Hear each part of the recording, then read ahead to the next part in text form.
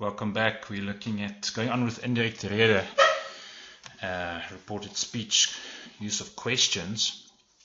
In the first video we looked at statements and we used that conjunction dat to report what someone else has said. Now we're going to report a question. If you think about it in English, again, Indirekte Rede, if you do it in your head in English, it works quite well actually. It translates quite nicely. So it's one of those things that you can translate like that to help you out. The coach is asking, is the team fit?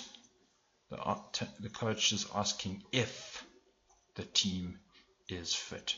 So in English, instinctively you put in that word if when you report a question to someone else, to a third party. Okay, so that if in Afrikaans is of. Okay, die afrigter vra of die span fixes. Okay, so again, that of, just like that for statements, is a group 3 conjunction. So the verb has always got to move. If it's a helping verb, it won't move to the end. If it's a turbo verb, it will move to the end.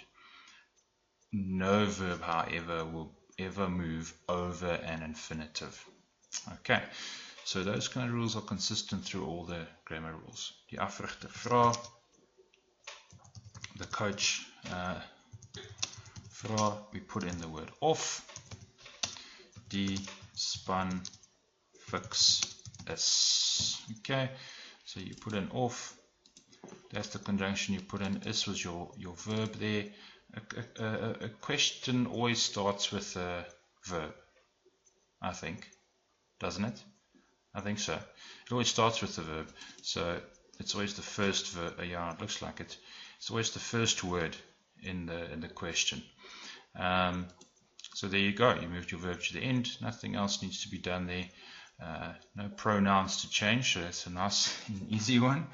Okay, now let's move on to the ones with pronouns in them, because they are the nasty ones that you can easily mess up. So let's have a look here. Die man vra vir Jan. Okay, put in your of. The man is asking Jan, draf jy elke dag? Do you jog every day? So the man is asking Jan if he jogs every day. Okay, so he in Afrikaans is hy. Of hy elke dag. And the verb is draf. Jogging is the verb, is an action word. So it needs to go to the end. Draf. Boom. So we move that verb and we change the pronoun. We are good to go. Not that bad. Wait till you see number 4 and 5. They are horrible. Anyway, number 3. James vra vir Jess, kan jy koek bak? James vra vir Jess of. James is asking Jess if she can bake cake. If she can bake. You might get slapped for that question, but he asked it nonetheless. James vra vir Jess of. Jess, can you bake a cake? So he's asking Jess of say. So in English it will go, kan jy koek bak? Can you bake a cake? Asking Jess if she can bake a cake. She, say. Of say, koek, kan, bak. Kan is your verb, it's a helping verb, it'll never ever go to the end. It'll bump onto your other verb there at the end. Okay, and say is probably the most difficult part of that sentence. Okay, so let's look at number 4 and number 5. Just space it out a bit. James vra vir Kate, wil jy my boek leen? Okay, James is asking Kate if, she's asking Kate, do you want to borrow my book? A boy is speaking to a girl. do you want to borrow my book? Okay, get the sentence in your head in English. For Kate, capital K. Kate, put in your off. You might get something for that if you mess up the rest. Get the off in. Wil jy my boek leen? James vra vir Kate, wil jy my boek leen? Okay, let's do it in English now. Let's put out the pronouns here. James is asking Kate if she wants to borrow his book. Okay, now say is say, and his, you'll remember, is also say. Lovely. Okay, James vra Kate of say, she, say, book. Move your wil leen. Okay, say book wil leen.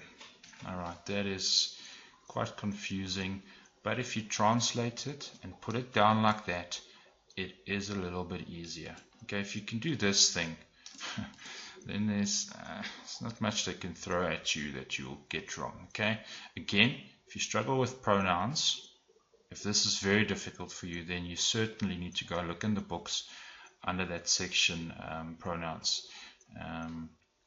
You need to sort it out because it's something that you just need to be able to do in Afrikaans first additional language. Okay, let's look at the last example. Yeah, it's much like number 4. I just turned the genders around there just for practice. Okay, Maria vra sorry, let's roll this.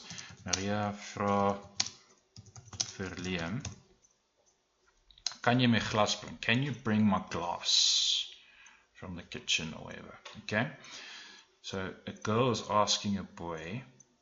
Okay, so it's a girl speaking to a boy, or a woman speaking to a man, or whatever. A male speaking to a female.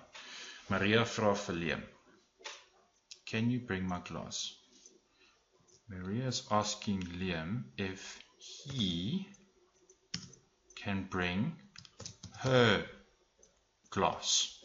Okay, put down your pronouns like that. Do it in English. Do it in English. I'm telling you it works. Hey, he is hey. Her is haar. Okay, now you've got your pronouns. Now you just need to move your verb. Maria is asking Liam if of, put in your of hy haar glas kan bring. Okay, kan is not going to move over bring, it's a helping.